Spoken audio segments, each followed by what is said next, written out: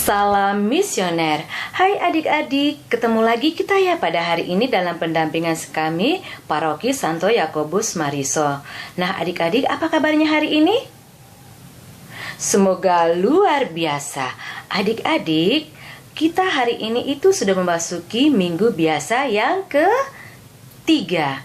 Dan temanya hari ini itu adalah Yesus memanggil kita mengikutinya. Namun sebelum kita melanjutkan pendampingan kami kita pada hari ini, marilah kita bernyanyi bersama-sama.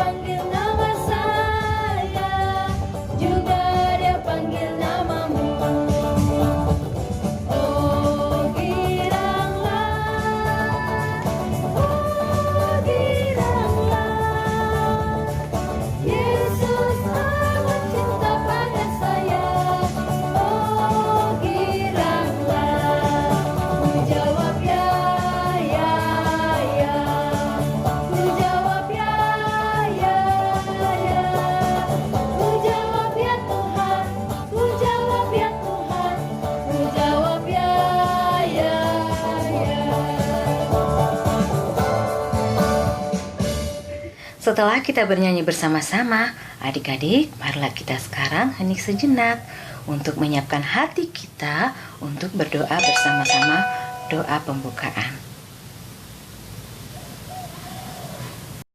Dalam nama Bapa dan Putra dan Roh Kudus. Amin.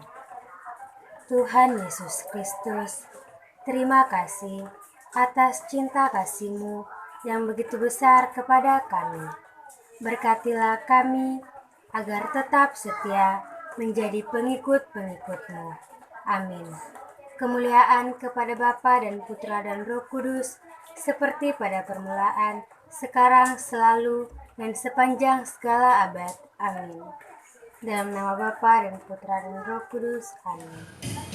Ku buka Alkitab, lalu ku baca.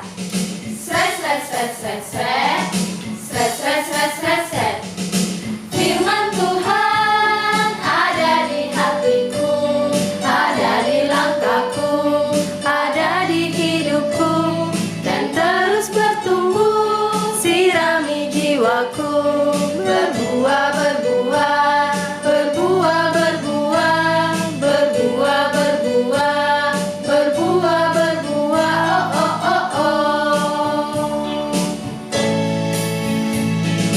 Firman Tuhan ada di hatiku, ada di langkahku, ada di hidupku, dan terus bertumbuh, sirami jiwaku, berbuah, berbuah, berbuah, berbuah, berbuah, berbuah, berbuah, berbuah, oh, oh, oh, oh.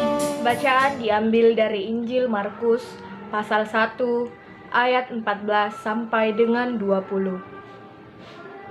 Sesudah Yohanes ditangkap, datanglah Yesus ke Galilea memberitakan Injil Allah. Katanya, "Waktunya telah genap, kerajaan Allah sudah dekat. Bertobatlah dan percayalah kepada Injil." Ketika Yesus sedang berjalan menyusur danau Galilea, Ia melihat Simon dan Andreas, saudara Simon. Mereka sedang menebarkan jala di danau, sebab mereka penjala ikan. Yesus berkata kepada mereka, "Mari, ikutlah aku, dan kamu akan kujadikan penjala manusia." Lalu mereka pun segera meninggalkan jalannya dan mengikuti Dia. Dan setelah Yesus meneruskan perjalanannya sedikit lagi, dilihatnya Yakobus anak Zebedeus dan Yohanes saudaranya sedang membereskan jala di dalam perahu. Yesus segera memanggil mereka, dan mereka meninggalkan ayahnya Zebedeus di dalam perahu bersama orang-orang upahannya, lalu mengikuti Dia. Demikianlah sabda Tuhan. Shalom, salam misioner. Halo adik-adik, apa kabarmu di sana? Kak Elin harap kalian semua tetap bisa menjawab luar biasa. Yes, siapa yang menjawab luar biasa? Nah, Kak Elin mau bertanya, siapa di antara kalian yang punya teman? Siapa di antara kalian yang mau mengakui bahwa kalian punya teman yang baik? Mengapa kalian mau berteman dengan temanmu itu? Menurutmu, temanmu itu baik atau tidak? Ayo, bisa jawab tidak? Kalau Kak Erlin, temannya sangat banyak sekali, dan hampir semuanya amat baik. Namun Kak Erlin juga punya teman akrab yang sangat amat super baik. Kami sering melakukan banyak hal bersama, ke gereja bersama, memuji Tuhan bersama, jalan-jalan bersama, foto-foto bersama, makan bersama. Bahkan kami biasa sambil tiduran bisa cerita-cerita atau curhat-curhat. Bahkan banyak hal-hal pribadi atau rahasia-rahasia dari Kak Erlin yang Kak Erlin ceritakan kepadanya. Begitupun sebaliknya. Dan juga ketika Kak Erlin susah atau mengalami masalah, dia selalu ada untuk membantu Kak Erlin. Nah, mengapa Kak Erlin memilih teman tersebut sebagai teman akrabku? Mengapa saya mau berbagi waktu, berbagi benda dengannya, berbagi makanan, atau berbagi hal? Mengapa Kak Erlin mau menceritakan segala rahasia hidup Kak Erlin kepadanya? Ada yang bisa jawab? Pasti kalian juga punya pengalaman pribadi dengan teman-teman akrab kamu, kan? Nah, ayo. Mengapa Kak Erlin mau saja melakukan hal seperti itu dengan temanku? Ada yang bisa jawab? Ya, karena Kak Erlin melihat dia berbeda dengan teman-teman yang lain. Dia memiliki kebaikan yang khusus, yang spesial kepada Kak Erlin, yang mungkin teman lain tidak memiliki kebaikan tersebut.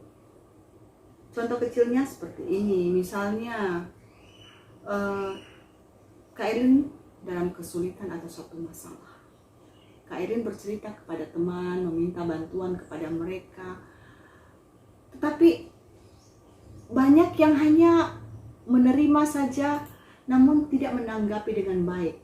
Biasanya kalau Kak Erlin WhatsApp mereka atau telepon mereka, meminta bantuan mereka, mereka cuma menjawab, "Oh, sorry nah Erlin, saya lagi sibuk, nanti saya telepon kau lagi." Atau, "Oke Erlin, nanti saya bantu kok carikan solusimu seperti apa. Nanti baru saya hubungi kau lagi. Oke Erlin, semoga kau berhasil keluar dari masalahmu itu." Tetapi ketika Kak Erlin tunggu langkah selanjutnya, tidak ada tindakan atau hal lain yang dapat membantu Kak Erlin keluar dari masalah tersebut. Teman yang baik bukan hanya mereka yang selalu berada di sisi kita, atau di samping kita, atau di dekat kita, kemanapun kita pergi atau melakukan apapun saja, tetapi teman yang baik mampu memberikan kita jalan keluar, walaupun dia sendiri mungkin memiliki keterbatasan. Namun, di dalam ketulusannya membantu dan keterbatasannya, kebaikannya itu bersinar. Teman tersebut pantas kita sebut dengan sahabat. Kadang seperti ini, ketika kita mengalami masalah dengan orang tua atau teman kita bukannya justru memberikan solusi atau nasihat baik, tapi justru lebih menjerumuskan kita lagi ke dalam lubang masalah itu. Ibaratnya ketika kita sudah jatuh ke dalam lubang, teman kita itu tidak menarik kita keluar dari lubang yang gelap itu, tetapi justru meninggalkan kita, atau lebih lagi dia justru membenamkan kita lebih dalam ke dalam lubang tersebut, sehingga kita tidak bisa keluar lagi. Atau mungkin kita yang seperti itu kepada teman kita. Ada yang seperti itu kepada teman yang lain? Kak Erin harap tidak ya. Teman yang baik adalah teman yang memberikan pertolongan kepada temannya, bukan hanya dalam bentuk materi atau fisik saja, tetapi juga dalam bentuk saran, nasihat, atau saling mendoakan. Banyak cara untuk dapat membantu teman kita keluar dari masalah tersebut. Tapi jangan juga ketika teman itu ada masalah terus kamu cuma bilang, "Oke Erlin, nanti saya doakan kok nak. Oke guys, nanti saya doakan kok." Tapi ya cuman sampai di lip service saja. Artinya cuma sampai di bibir saja. Oke, saya mendoakanmu, tetapi saya tidak benar-benar mendoakan dia agar dia keluar dari masalah tersebut. Teman yang baik adalah teman yang menarik kita keluar dari lembah yang kelam, dan bukan justru membawa kita ke dalam lembah kegelapan. Nah, sekarang Kak Erin mau bertanya lagi. Kalau kamu berteman atau memilih teman, kamu memilih mengikuti teman yang baik atau teman yang justru menjerumuskan kalian atau kita ke dalam masalah? Oh iya, perlu kita ingat juga bahwa teman yang baik itu bukan mereka yang selalu atau selamanya mengatakan iya. Jadi walaupun kita mengajak dia atau melakukan kesalahan, dia hanya oke, iya, no problem. Tapi mereka juga sebaiknya dan seharusnya bisa mengoreksi kita dan mengarahkan kita ke arah yang benar. Jadi mereka akan membawa kita atau menarik kita ke jalan yang benar, dan bukan hanya oke aja, atau justru menyembunyikan kesalahan teman kita itu tanpa mengatakan bahwa Erlin, kamu tuh salah. Nah, pasti adik-adik semua sama seperti Kak Erlin. Kalau pertanyaannya, apakah kau akan ikut teman yang baik atau teman yang justru menjerumuskan kau dalam masalah? Pasti jawaban kalian sama seperti Kak Erlin. Loh, saya pasti mau dong ikut orang yang baik atau teman yang baik. Masa saya mau ikut teman yang menjerumuskan teman ke dalam lembah kekelaman atau lembah yang lebih gelap atau jalan yang salah? Orang yang baik pasti memiliki banyak teman. Banyak orang yang akan mau berteman atau ikut dengannya, mendengarkan sarannya, menikmati pelayanannya atau hal-hal semacam itu. Nah, sekarang setelah mendengar bacaan tadi, apakah adik-adik melihat atau merasa bahwa Yesus adalah sahabat yang baik? Atau apakah Yesus merupakan sahabat yang buruk menurut kalian? Ayo. Di dalam bacaan tadi dikatakan bahwa ketika Yesus memanggil Simon Petrus dan Andreas, Simon Petrus dan Andreas itu langsung meletakkan jalannya langsung ikut Yesus. Mengapa? Mengapa kau tidak bertanya, kita mau kemana Tuhan Yesus? Kau mau ajak aku kemana kah? Kita mau bikin apa kah? Tidak, mereka tidak bertanya. Tetapi mereka langsung mengikuti Yesus karena melihat aura kebaikan daripada Yesus. Mereka tidak perlu kata-kata yang lebih untuk mengikuti Yesus. Bagi Kak Erlin, Yesus adalah sahabat atau sosok yang luar biasa, sangat amat spesial di dalam kehidupan Kak Erlin. Karena Yesus tahu detail kehidupan Kak Erlin. Semua kesalahan atau kebaikan-kebaikan yang Kak Erlin pernah buat, atau masa lalu Kak Erlin yang mungkin gelap, atau mungkin banyak orang yang tidak menyenangi Kak Erlin karena kelakuan atau tabiat Kak Erlin yang jelek. Dia mengenal Kak Erlin, tetapi dia tidak pernah memojokkan Kak Erlin dan justru membantu mengangkatku dari lembah kekelaman menjadi pelayannya yang setia. Nah, banyak hal yang Yesus sudah lakukan kepada Kak Erlin. Dan Kak Erlin mengatakan, ya, saya mau ikut denganmu Yesus. Bagaimana dengan adik-adik? Bagaimana cara Yesus ketika Yesus mau memperingatkanku ketika Kak Erlin masih seusia dengan kalian? Dulu, zaman Kak Erlin SMP, SD, SMP, SMA,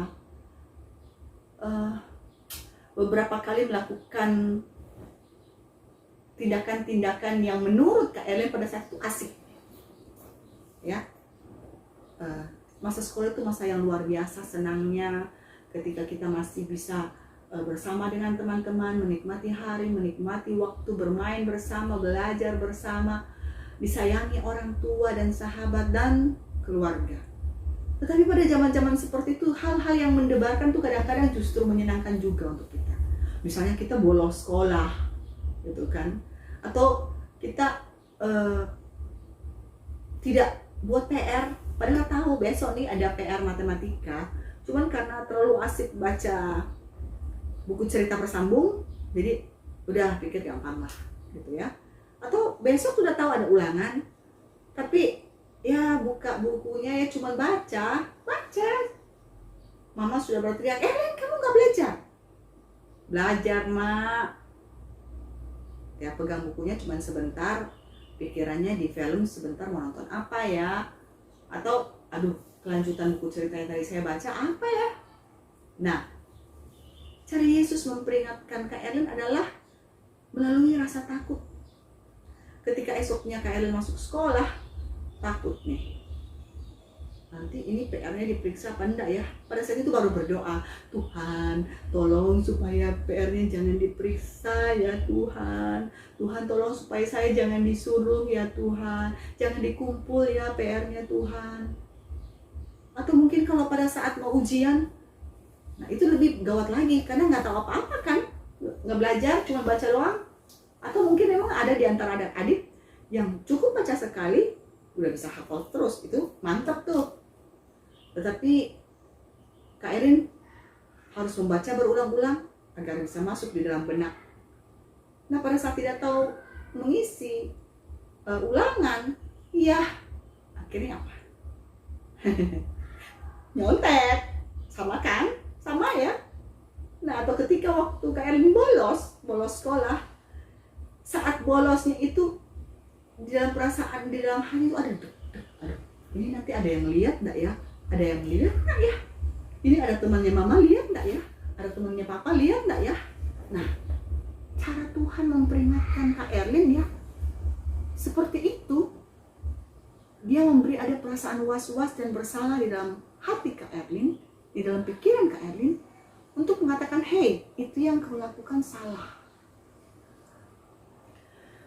Tuhan juga menegur Kak Erlin ketika Kak Erlin berbuat salah. Bagaimana caranya? Ya, ketika dimarahin guru, dihukum sama guru karena tidak buat PR, karena kedapatan ternyata nyontek, atau ketika bolos akhirnya kedapatan itu dilihat oleh orang dan dapatlah hukuman. pada saat itu pasti marah, jengkel ya. Orang cuma jalan, orang cuma tidak buat PR sekali, orang kita cuma nyontek cuma sekali, banyaklah alasannya pada saat itu. Tetapi itulah cara Tuhan menegur kita melalui orang-orang yang berada di sekitar kita, melalui guru, melalui orang tua, melalui teman atau sahabat. Tetapi sekarang Kak Erin menyadari, sebenarnya agak terlambat kalau baru sekarang ya, bahwa ternyata Tuhan itu menegur Kak Erlin dengan cara yang sangat luar biasa. Kak Erlin ditegur dengan penuh kasih, dengan penuh cinta, walaupun mungkin pada saat itu menyakitkan untuk Kak Erlin. Tetapi kalau seandainya pada saat itu Yesus tidak menegur Kak Erlin, maka entahlah pada saat ini aku menjadi apa. Entahlah pada saat ini apakah aku masih bisa mensyukuri kasih karunia di dalam hidupku. Entahlah apakah pada saat ini aku bisa mencintai keluargaku atau anak-anak Kak Erlin. Entahlah apakah aku masih bisa menyaksikan kebaikan Tuhan di dalam kehidupanku. Dan Kak Erlin bersyukur karena Kak Erlin mengikuti Yesus yang sungguh baik, luar biasa dalam kehidupan Kak Erlin. Dan Kak Erlin mengajak adik-adik untuk mengikuti Yesus. Mari sekarang kita mau menjadi saksi Yesus, memberitakan kabar sukacita Yesus di dalam kehidupan kita, sehingga teman dan sesama dapat melihat Yesus di dalam kita. Yesus adalah pribadi yang baik dan luar biasa. Oleh sebab itu, Kak Erlin mau mengikutinya. Teman yang baik pasti akan diikuti oleh banyak orang. Memang tidak ada pribadi yang sempurna seperti Yesus. Kalau ada yang bilang, kita kan bukan Yesus, Kak Erlin. Benar. Di dalam kehidupan Kak Erlin pun banyak jatuh bangun. Banyak orang yang komplain. Dan Kak Erlin tahu tidak semua orang menyenangi kita. Bukan karena hal-hal yang kita lakukan saja, tetapi kita patut bersyukur bahwa ketika kita mengetahui ada orang yang tidak menyenangi kita, kita dapat mengoreksi apa kesalahan di dalam hidup kita. Seperti ketika Yesus memanggil Simon Petrus, Andreas, Yakobus dan Yohanes, anak Zebedeus, mereka tidak mengatakan, sorry ya Yesus, saya lagi sibuk, kau pergi saja sendiri. Atau tidak mengatakan, nanti sebentar Yesus, kalau saya sudah selesai kasih naik ini ikan-ikanku, sudah selesai bantu papaku, baru saya pergi. Tidak. Ketika mereka dipanggil oleh Yesus, mereka langsung datang, ikut melayani Yesus, menjadi saksi Kristus, mewartakan Injil, mewartakan kabar sukacita. Pribadi atau teman yang mengajak kita adalah sesuatu sosok yang perlu kita perhatikan. Orang akan mengikut teman yang baik. Maka marilah kita mencoba menjadi teman atau sosok yang baik, supaya ketika orang melihat kita, orang melihat Yesus. Sehingga ketika kita mengajak mereka untuk memuji atau memuliakan Tuhan atau melayani Yesus, mereka akan ikut saja dan melakukan semua hal tentang Yesus, melakukan kebaikan, melakukan tindakan kebenaran, mau menolong orang, atau mengamalkan cinta, ajarannya rajin belajar, tidak malas, tidak suka berdusta, atau melakukan hal-hal lain yang akan menyakitkan hati Yesus, orang tua, dan sahabat kita. Marilah kita mencoba menjadi pribadi seperti Yesus, pribadi yang menyenangkan, pribadi yang memancarkan kebaikan dalam perilaku dan perkataan, sehingga orang atau teman dapat melihat Yesus dalam kita. Jadi ketika dia melihat Kak Erlin, paling tidak dia ada melihat aura Yesus dalam kebaikan-kebaikan Kak Erlin. Agar kita ketika memanggil teman kita mengikuti Yesus, teman kita akan langsung ikut kita untuk melayani Yesus tanpa ada penolakan, karena melihat pribadi yang baik di dalam diri kita. Bagaimana? Apakah kalian mau berubah menjadi anak yang baik? Kak Erlin yakin kalian semua adalah anak yang baik dan luar biasa. Untuk itu, marilah tetap kita mengikuti Yesus, mencontoh perilaku kehidupan Yesus, rendah hati, sabar, penuh cinta, penuh kasih, mau menjadi sahabat atau teman yang baik, sehingga semua orang dapat melihat Yesus di dalam diri kita. Oke? Sampai di sini renungan hari ini adik-adik. Sampai jumpa lagi di pendampingan berikutnya. Tetap jaga kesehatanmu, sayangi keluarga. Tuhan Yesus memberkati kita semua. Salam misioner. Bye-bye.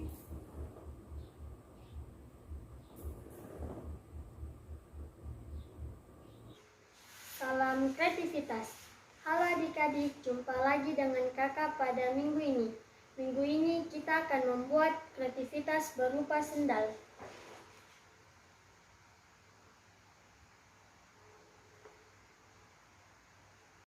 Alat dan bahan yang kita butuhkan: 1.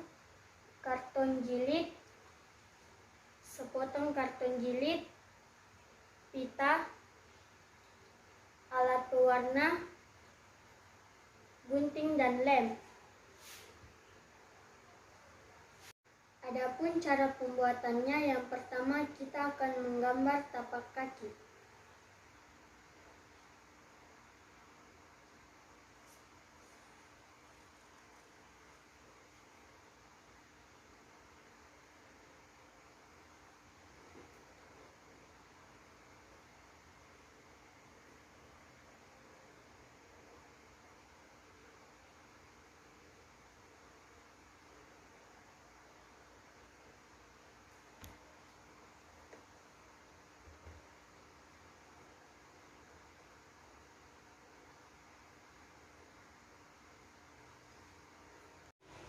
Setelah jadi seperti ini, kita akan menggunting mengikuti pola gambar.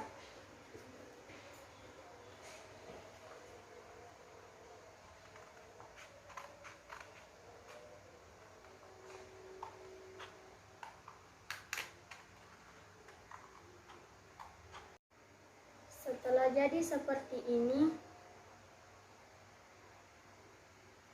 kita akan memberi tali.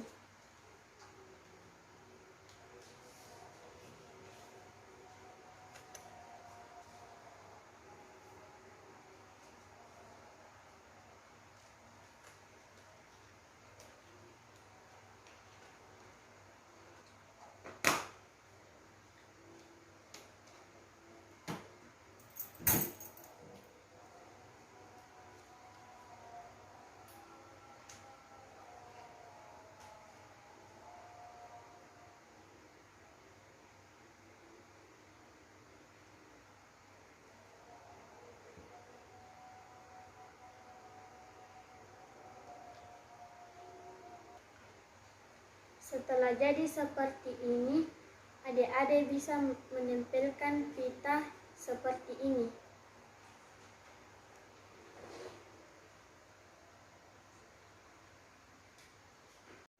Setelah memberikan pita, adik-adik bisa mengkreasikannya dengan menggambarkan kuku, emoji, dan menuliskan kalimat mengikuti Yesus sebagai penjala manusia.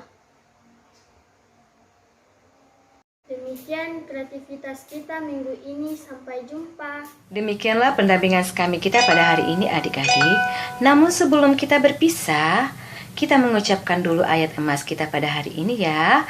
Itu dikutip dari Injil Markus bab 1 ayat 17. Kakak ulang ya.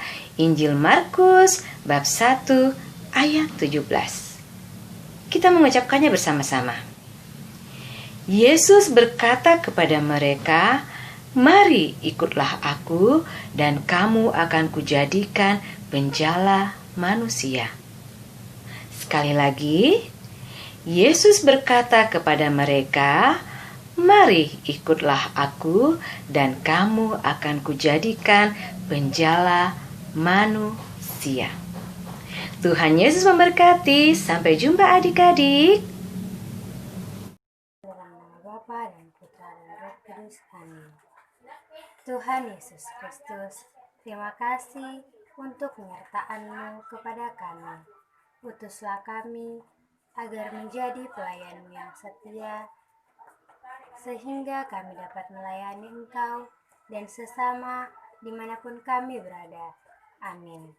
Bapa kami yang ada di surga, dimuliakanlah nama-Mu, datanglah kerajaan-Mu, jadilah kehendak-Mu di atas bumi seperti dalam surga.